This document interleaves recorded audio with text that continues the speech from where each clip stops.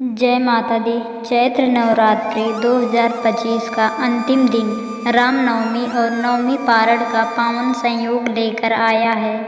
इस वीडियो में हम बताएंगे चैत्र नवरात्रि पारण की पूजा विधि, कन्या पूजन और हवन की सही प्रक्रिया, पारण का धार्मिक और आध्यात्मिक महत्व, व्रत कथा और मां सिद्धिदात्री की महिमा, साथ ही जानेंगे भगवान श्री राम के जन्म का दिव्य रहस्य। चैत्र नवरात्रि पारण 2025 तिथि और शुभ मुहूर्त 6 अप्रैल। राम के जन्म समय दोपहर 12:22 तक, पारण मुहूर्त दोपहर 1 बजे से 3 बजे तक। चैत्र नवरात्रि वर्ष की पहली और सबसे शुभ नवरात्रि मानी जाती है। 9 दिनों तक माँ दुर्गा के 9 रूपों की जब 10वें दिन व्रत का समापन होता है उसे पारण कहते हैं। यह दिन रामनवमी का होता है और इसे माँ सिद्धिदात्री के पूजा एवं कन्या पूजन के साथ मनाया जाता है।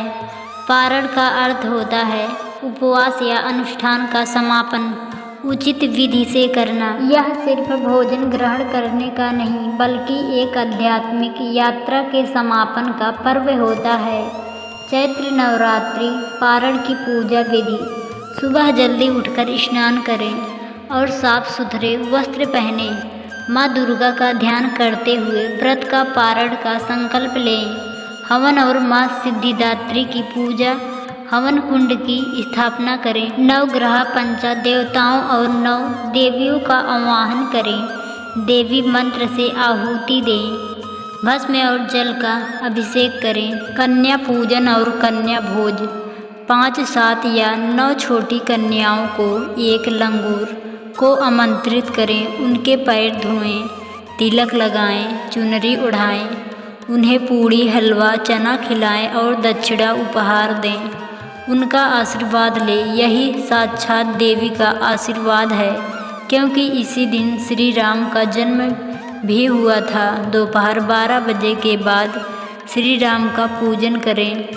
भगवान राम का चित्र स्थापित करें। पुष्प, तुलसी और चंदन अर्पित करें। रामचरितमानस का पाठ या सुंदर कांड करें। व्रत पारण में भोग और प्रसाद के साथ माँ दुर्गा को भोग लगाकर सबसे पहले देवी को अर्पण करें। उसके बाद खुद और परिवारजन व्रत तोड़ें। पारण का आध्यात्मिक महत्व: पारण दिन आत्मशुद्धि की प्रक्रिया का अंतिम चरण होता है। यह बताता है कि तपस्या का फल संयम और श्रद्धा से ही प्राप्त होता है। इस दिन किया गया दान पुण्य कई गुना फल देता है। व्रत पारण से माँ दुर्गा की कृपा स्थायी होती है और मनोकामनाएं पूरी होती है। चैत्र नवरात्रि पारण की पौराणिक कथा अनुसार समझते हैं। पौराणिक कथा के अनुसार एक बार राक्षस महिषासुर ने तीनों लोकों में आतंक मचा दिया। तब त्रिदेवों की शक्तियों से माँ दुर्गा प्रकट हुई और उन्होंने 9 दिनों तक युद्ध करके महिषासुर का वध किया। इन नवरात्रों को नवरात्रि के रूप में पूजा जाता है। नवमी के दिन माँ ने सिद्धिदात्री का रूप धारण कर देवताओं को सिद्धियां प्रदान की। इसी कारण नवमी को विशेष माना गया। साथ ही भगवान श्री राम का जन्म भी इसी दिन हुआ, जिससे यह दिन और भी पावन बन जाता है।